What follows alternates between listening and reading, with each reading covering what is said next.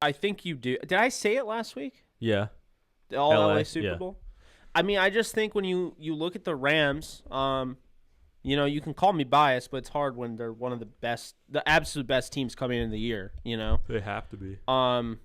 I think the defense, there's a little bit of a question mark. How good will they be? Like, not like if they'll still be top 10, because I think they're 100% top 10, but are they number one in the league again with Raheem Morris, Right. or are they going to fall a little bit? I think they fall a little bit. Even if they fall a little bit, though. But that's the thing, is that I look at Matthew Stafford, and I look at 1 year he had a top 10 defense. They went to the playoffs. I look at another year when they went 9-7. 8 of those 9 games, he had to come from behind and win. They were at least by a score or even 2 scores. They had to come from behind and win in the fourth quarter. With Sean McVay style football, his whole life goal is easy, bro. Yeah, his whole goal is just to basically control the clock. Yeah. And I think now, trust me, this is Bennett with Jared Goff. I think McVay is going to add a whole other thing to Matthew. I think Matthew Stafford. He opens the playbook.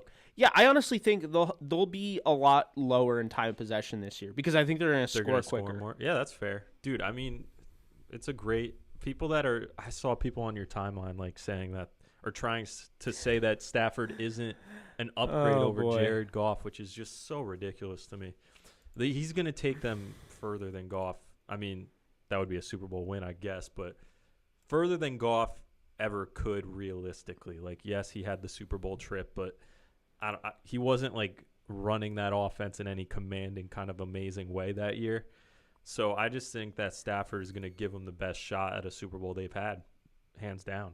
He's great. He can make every throw. He can do things off script still. He has a strong enough arm to go deep. So I hope that the Rams get a deep threat too. So that he can throw some deep shots, because you need to have that if you have Stafford on your team.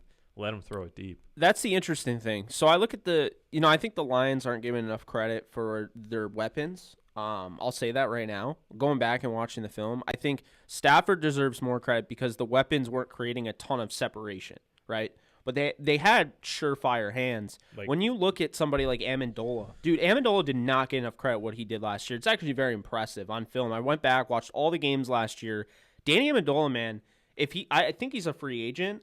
Like, he'd be a killer addition for like a Buccaneers or anybody he's been like in the NFL forever. Because he has. How old is he? He's got to be 35. I remember back when he was on the Rams and he destroyed his elbow. Yeah, on TV, like and then they didn't pan away from it like they normally do. So it was like, I remember that. No, but I was so impressed because I'm like, bro, this is Danny. I watched Danny Amendola. Like, Sam Bradford was drafted in 2010 as the first overall pick. Stafford 2009, and you're sitting there and you're like, that's so old. Bradford's not even in the league anymore. Their and Danny Amendola, so bro, he had been in the league for like 4 or 5 years before Bradford. Yeah, so I was like, wow, what? Like, so Amendola, I'm just watching.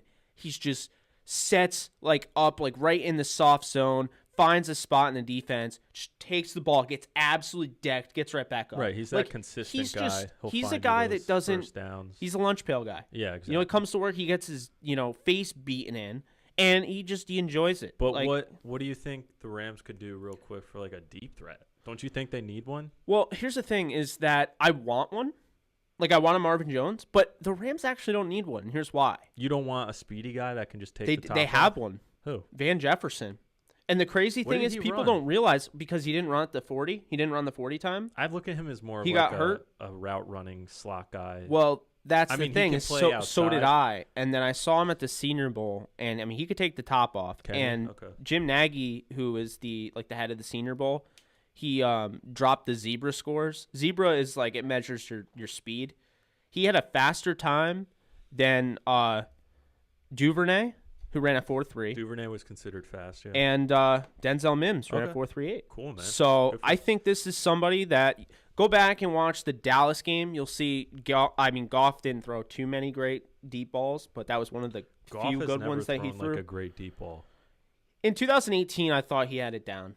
Okay. He made some stellar throws, but then after that, it was just gone, and I don't know what happened. But you look at that game against Dallas on, I think it was Sunday night or Monday night or whatever, but he hits him. It's a perfect throw over the top, and like Van Jefferson really had a couple steps on the guy. Like he can stretch the field. I think the thing is, like a lot of fans that are saying the Rams need a deep threat, like Rams fans, They want are that looking at it in 40-yard terms. dash guy who actually ran a 4.3. Yeah, and like and you can just see it. I think people are so caught up in the fact like none of the guys like Robert Woods ran a 4.5. That's good enough in the NFL to run Plenty. deep downfield. I think it's Plenty. the same exact time as Juju. Yeah. If I'm mistaken, let me know. But Juju can stretch the He field. ran a 4.5 too.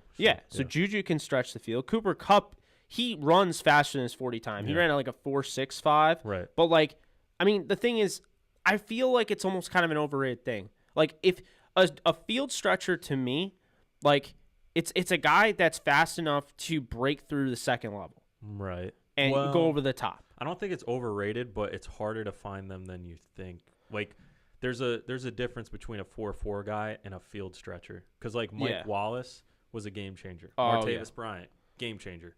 Tyreek Hill, current game changer. Like, but there's also guys who ran 4.4s, but they can't change the game like that. And you'll see guys who ran 4.5, break more home run balls than them. So there's like a disparity there. But I think when you do find them, like the real ones, it does matter. It changes the game.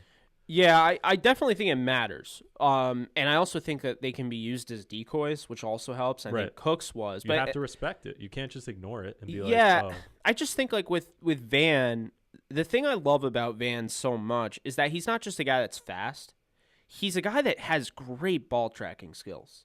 And to me, I think that's so underrated and necessary need. I mean, we could talk about Will Fuller all we will, and how he can really stretch the field. He's really emerged since, DeAndre Hopkins left.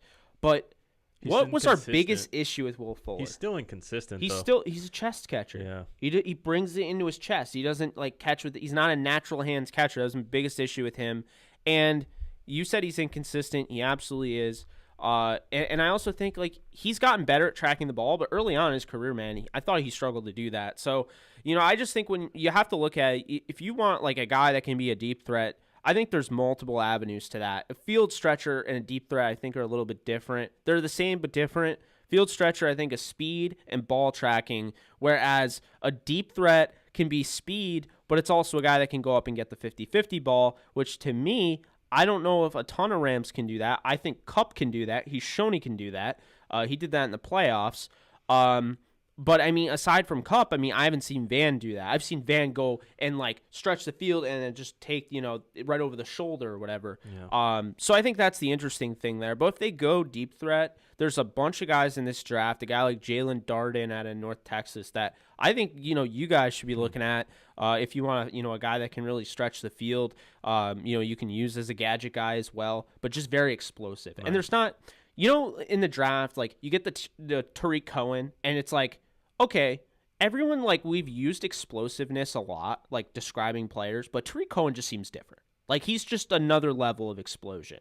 That's kind of the vibe I get out of Jalen Darden. He's one of those, kind of top-tier explosive guys in the draft. May not go super high because he's North Texas, but he's a guy that I like. Amir Smith-Marset out of Iowa. Just a few. Tutu Atwell from Louisville. Right. So I think they could go in the draft, and then Marvin Jones, I think. Well, and Will Fuller, of course, is available, but he's going to command a lot of money. Yeah. So, all right. So, what you have an All-LA Super Bowl, though? Basically. I do. Okay. I think the Chargers need. I think that's a huge leap. I keep saying that for the Chargers, but the Chargers, though.